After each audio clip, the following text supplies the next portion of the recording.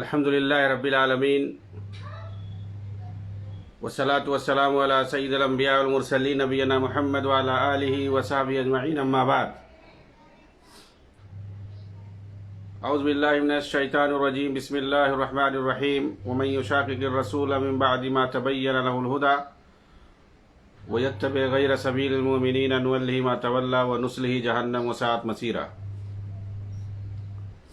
محترم ناظرین کرام، آپ کے سامنے امام بربہاری رحمہ اللہ کی کتاب شرح السنہ اور اس کی شرح عون الباری لے کر ایک بار پھر حاضر ہوا ہوں۔ پچھلے درس کے اندر سنت اور اسلام کی تشریح ہو رہی تھی۔ آج انشاءاللہ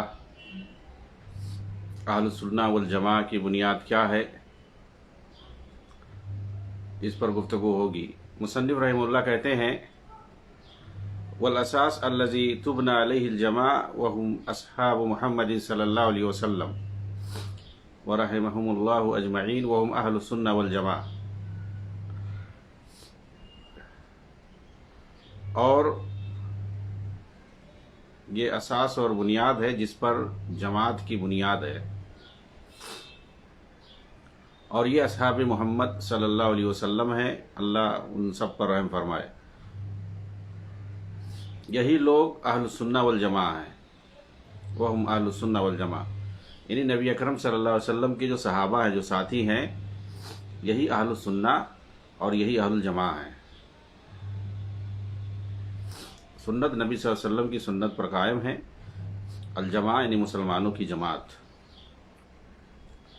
بنیاد اس لیے کہا کیونکہ یہی سب سے پہلے ہے مسلمانوں میں، سنت پر سب سے پہلے قائم عمل کرنے والے یہی ہیں۔ نبوی منہج اور نبوی طریقے اور نبوی سنت پر چلنے والے سب سے پہلے یہی ہیں، اور مسلمانوں کی جماعت یہی لوگ ہیں سب سے پہلے۔ چنانچہ کہا کہ یہ اہل السنہ اور اہل الجماعہ کی بنیاد ہیں، اساس ہیں۔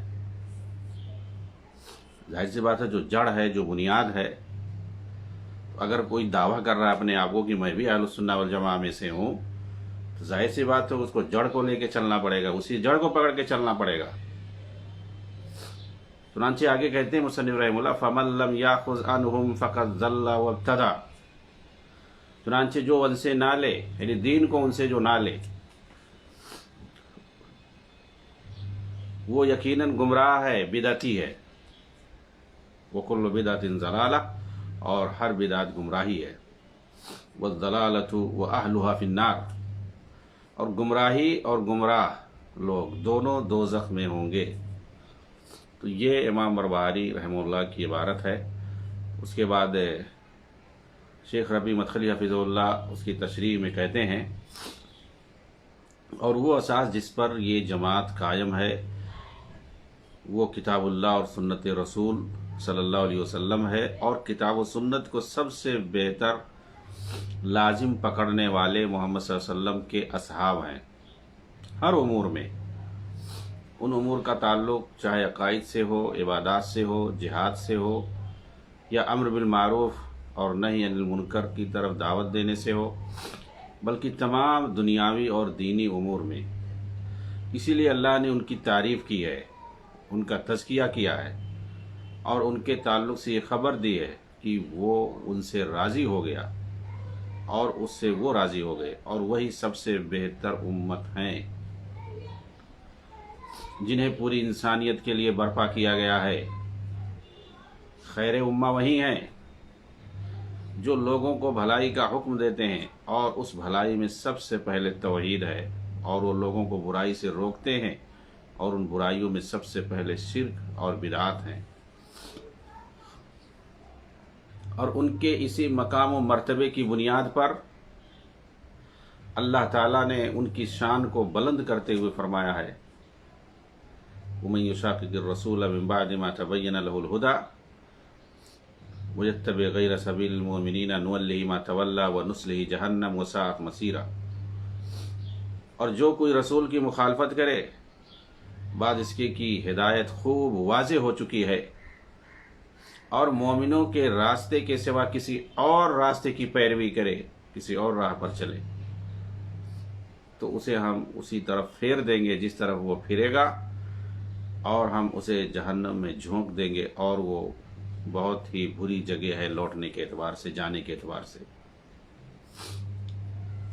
چنانچہ اب جو اپنے عقیدے، اپنی عبادت، بلکہ اپنے تمام دینی امور میں ان مومنین کے راستے کو لازم نہیں پکڑے گا تو گویا اس نے رسول اکرم صلی اللہ علیہ وسلم کی مخالفت کی اور مومنوں کے راستے کو چھوڑ دیا، اور یہ اصحاب محمد صلی اللہ علیہ وسلم ہیں۔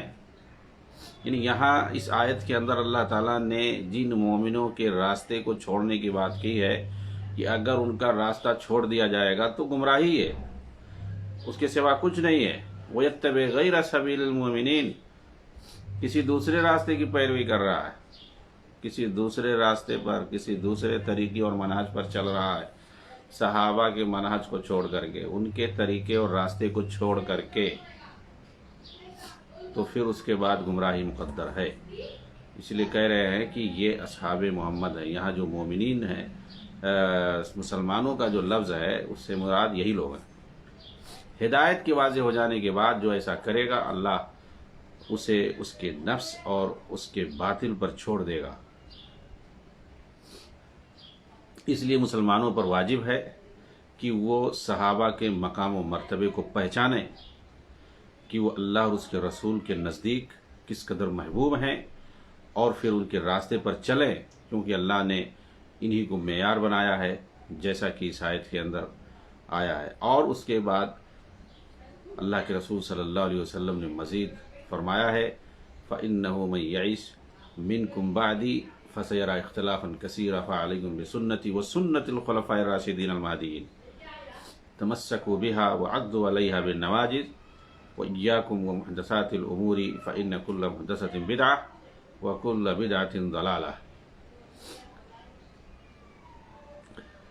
ارباد بن ساریہ رضی اللہ عنہ کی یہ روایت ہے، سنن نبی داؤد کی ہے کہ ایک بار صبح کے وقت اللہ کے رسول نے ایک بہت بڑا خطبہ دیا، اسی کا یہ حصہ ہے۔ آپ نے بہت ساری چیزوں کی نصیحت فرمائی تھی، بلکہ راوی حدیث کہتے ہیں ایسا لگتا تھا کہ یہ آخری نصیحت ہو، آخری وصیت ہو، اس طرح آپ لوگوں کو سمجھا رہے تھے۔ تو اس وقت آپ نے یہ بات بھی کہی تھی کہ میرے بعد جو زندہ رہے گا تم میں، وہ بہت سارے اختلافات دیکھے گا۔ ایسے اختلافات کے موقع پر انسان کو کیا کرنا چاہیے؟ اختلافات ہو جائے، خواہ وہ دینی ہو دنیاوی ہو، کوئی بھی اختلاف، تو کیا مطلب کسی گروہ کو جا کے پکڑ لے؟ کیا ایسے موقع پر ان کی فقہ کو پکڑ لو، ان کی فقہ بہت اچھی ہے، بہت عمدہ ہے، یہ فلاں جو ہے عالم کو پکڑ لو، فلاں جو ہے جماعت کو پکڑ لو، ان کے ساتھ رہو، اور وہ بھی جو مسلمانوں کی جماعت سے، صحابہ کی جماعت سے ہٹ کر کے، ایسے موقع پر، فتنوں کے موقع پر، اختلافات کے موقع پر، بلکہ ہر چھوٹی بڑی اختلاف کے موقع پہ، ایسے موقع پر ضروری ہے کہ قرآن اور حدیث کو پکڑ کے رکھا جائے، خلفائے راشدین کے طریقے کو پکڑ کے رکھا جائے، صحابہ کو دیکھا جائے انہوں نے کیسے عمل کیا قرآن اور حدیث پر، اور کیا حکم ہے اختلاف کے موقع پر عمل کرنے کے لیے۔ چنانچہ اختلاف کے موقع پر اللہ کے رسول صلی اللہ علیہ وسلم نے فرمایا علیکم بسنتی و سنت الخلفاء الراشدین المہدیین، میری سنت کو اور خلفائے راشدین کی سنت کو لازم پکڑو،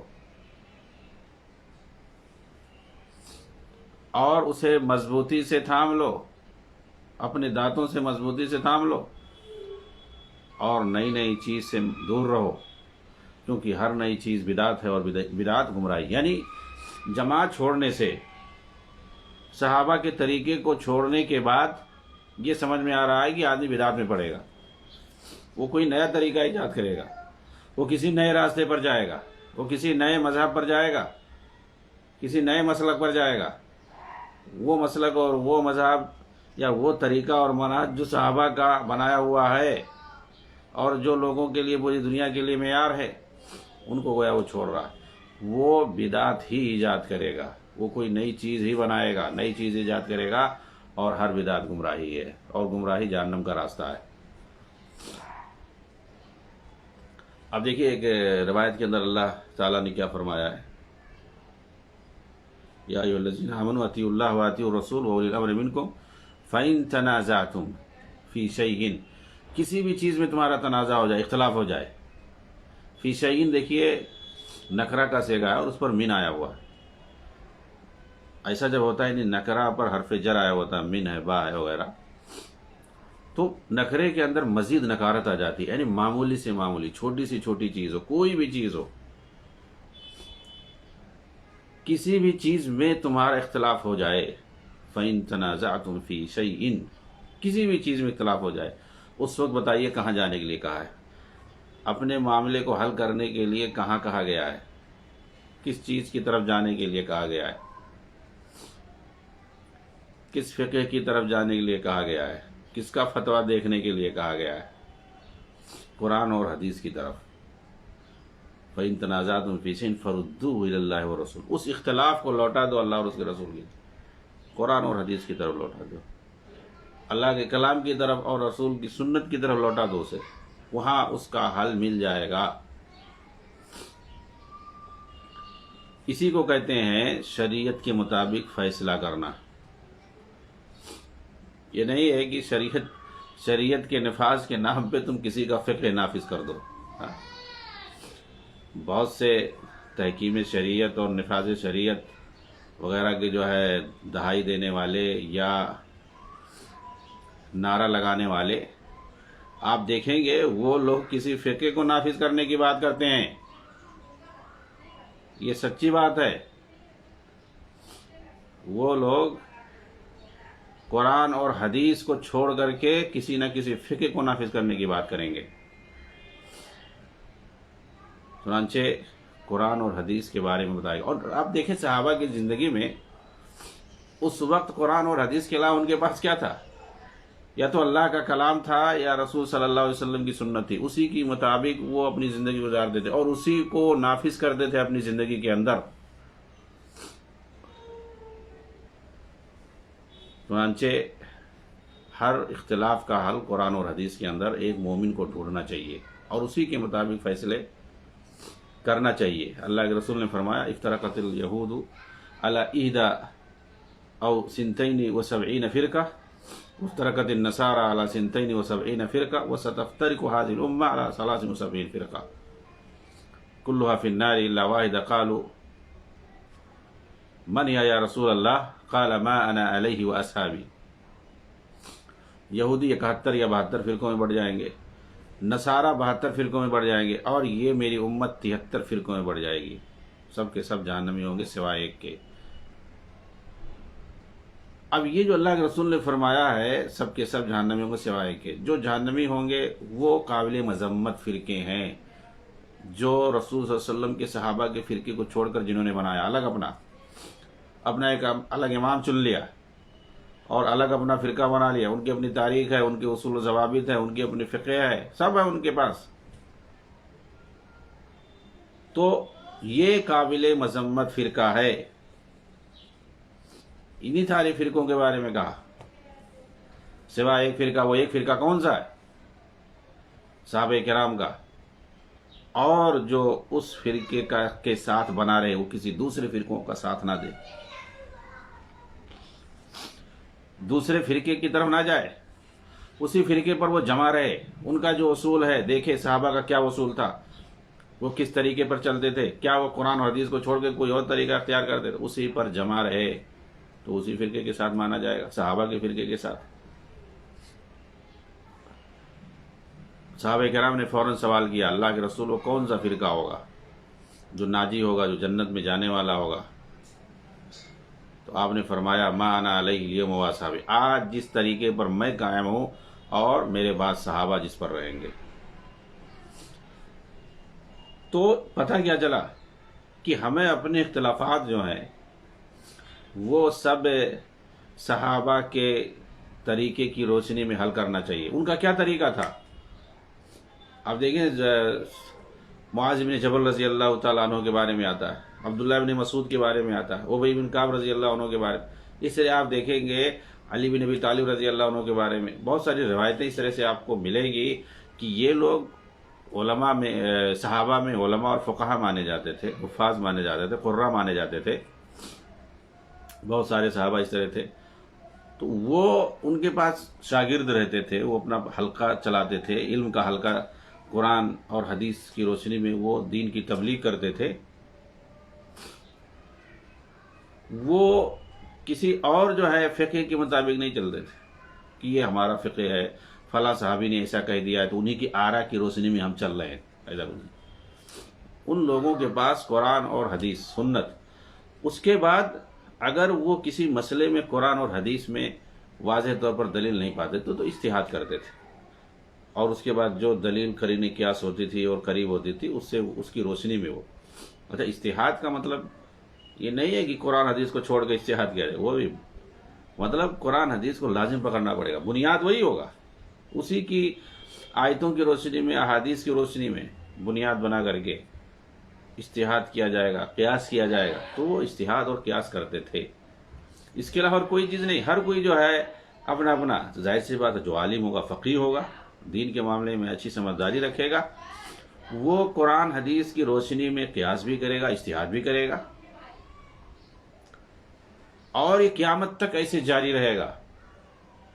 یہ قیاس اجتہاد ایسا نہیں کہ کسی مذہب اور فرقے کا پابند ہو کر کے آدمی قیاس اور اجتہاد کرے، ایسا کچھ نہیں ہے۔ اور ظاہر سی بات ہے یہ ہر ایک کے لیے ہے بھی نہیں۔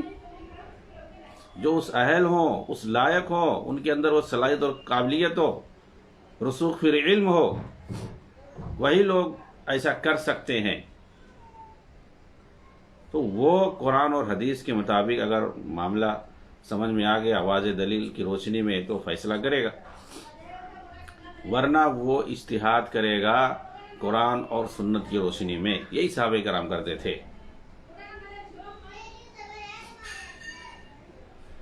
تو اختلاف کا حل جو ہے قرآن اور حدیث ہے۔ آگے مصنف بلکہ شارح رحمہ اللہ کہہ رہے ہیں، اور ان فرقوں میں سب سے بدترین فرقے جو قابل مذمت فرقے ہیں، سب سے بدترین فرقے روافض اور خوارج ہیں۔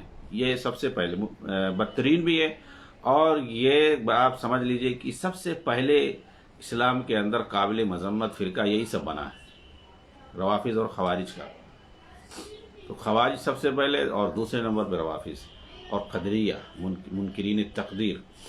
تو ظاہر سی بات ہے صحابہ کے جو اصول تھے قرآن حدیث کے مطابق، اس کو چھوڑ کر کے انہوں نے اپنا الگ سمجھنے لگے، قرآن کو اپنے حساب سے سمجھنے لگے، سنت کو اپنے حساب سے سمجھنے لگے، بلکہ سنت کا انکار کرنے لگے کہ یہ ہم نہیں مانیں گے، یہ نہیں مانیں گے، یہ قرآن کے مطابق نہیں ہے، اس کو تو جو ہے فلاں صحابی نے جمع کیا، فلاں نے جمع کیا۔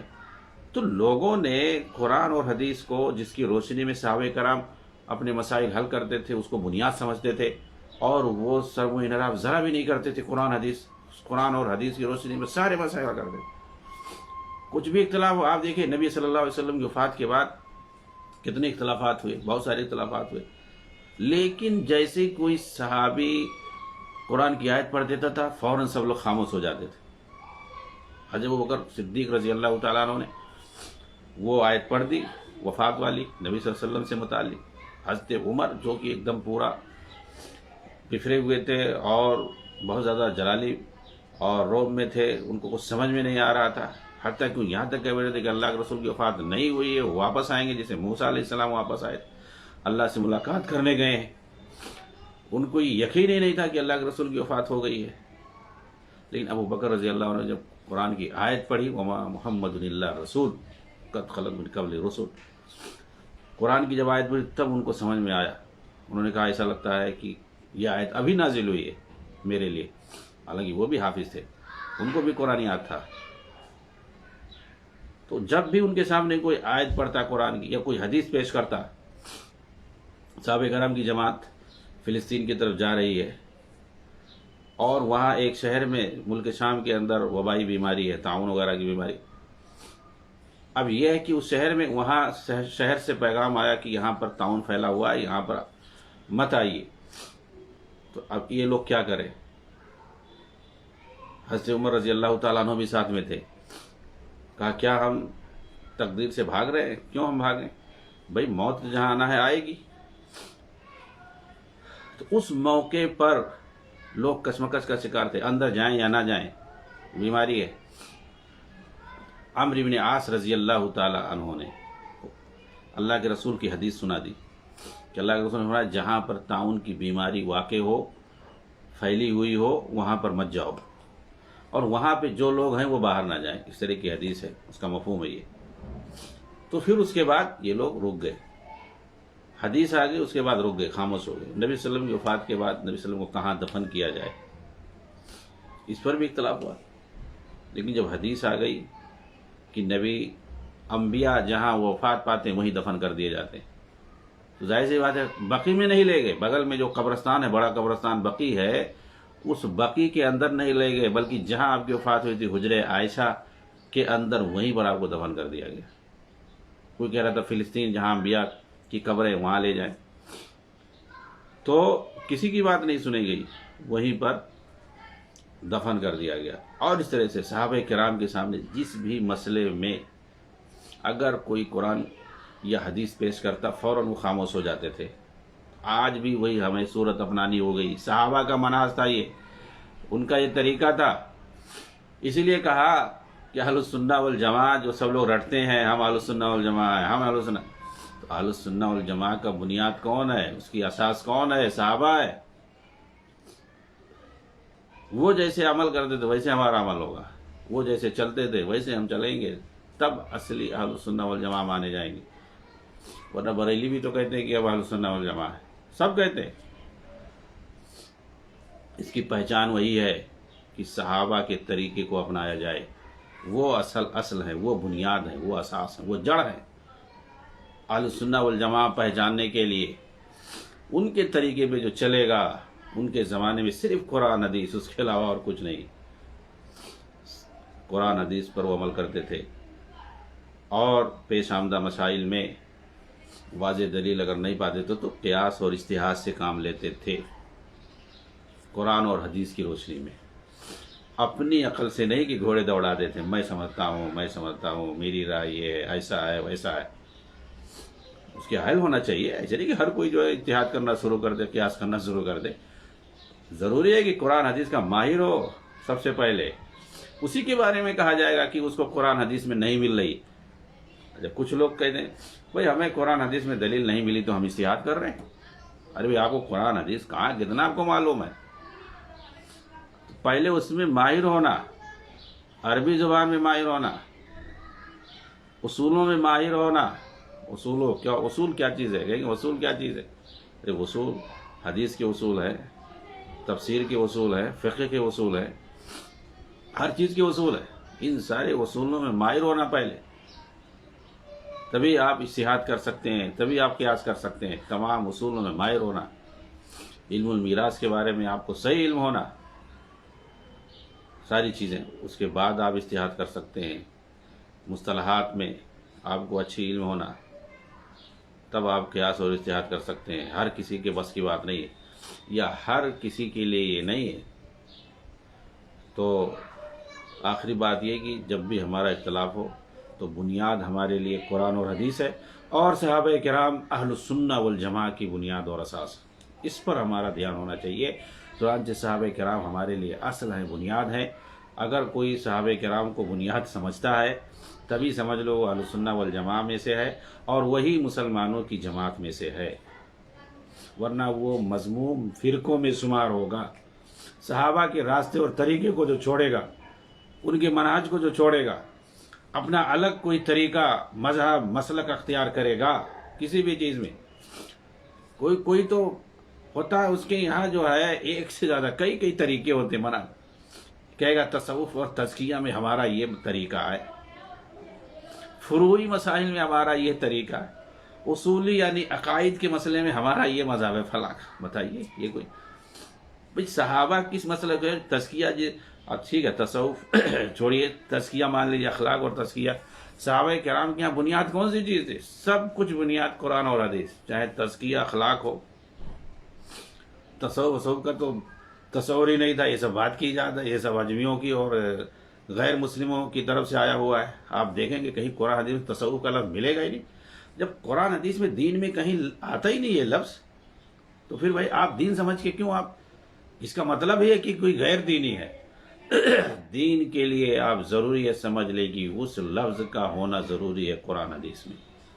اپنی طرف سے کوئی ایجاد کر رہا ہے وہ صحیح نہیں، اس کا مطلب کہیں غیر کی طرف سے اس کو لیا ہے وہ۔ تو صحابہ کرام تزکیہ ہو، اخلاق ہو، فروعات کیا بھائی، عقائد اور اس کے علاوہ احکامات دین، تو احکامات دین ہو یا عقائد اور منہج ہو، سب میں وہ قرآن حدیث کو بنیاد بنا دیتے۔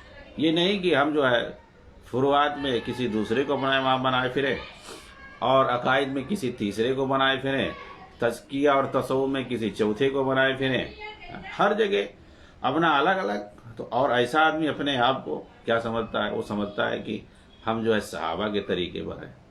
صحابہ کے طریقے پر وہی ہے جو تمام اپنے دینی اور دنیاوی معاملات میں اسی چیز کو بنیاد میں، جس کو صحابہ بنیاد بنا کے چلتے تھے۔ اور ہم دیکھیں ان کی زندگی کو، اس وقت کیا تھا، اس وقت نبی کی سنت تھی اور قرآن، اسی کی روشنی میں وہ زندگی گزارتے تھے۔ آج بھی وہی طریقہ ہمارے لیے ضروری ہے، قیامت تک وہی طریقہ رہے۔ ایسا نہیں ہے کہ بدلتا رہے گا، یہ بدلنے والا نہیں ہے۔ دنیاوی چیزیں بدلنے والی ہیں، وہ بدلنے والا نہیں، دین کا کوئی طریقہ بدلنے والا نہیں ہے۔ اللہ رب العالمین ہمیں صحابہ کے منہج اور طریقے پر چلنے کی توفیق عنایت فرمائے۔ آمین۔ والسلام علیکم ورحمۃ اللہ وبرکاتہ۔